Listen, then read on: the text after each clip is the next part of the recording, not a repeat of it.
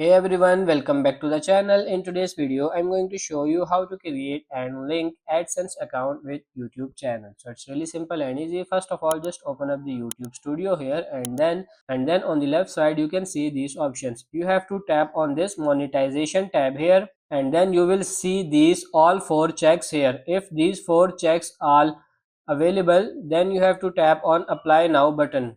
So when you are able to get monetized, basically, so when you have 1K subscriber and 4K hours of watch time, you can go into your YouTube studio and click on monetization right there and you will find this page.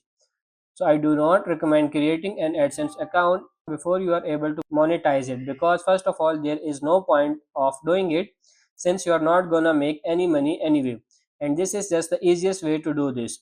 Once you are able to do that, you can click right there, step number 2, sign up for Google AdSense. All I need to do is click on here, and once you do that, it will send you over to this page or you can sign up. Now normally when you sign up you would have to put in the URL of the site, but if you do it by following these steps, if you click right there, your YouTube channel link will actually show up right there automatically.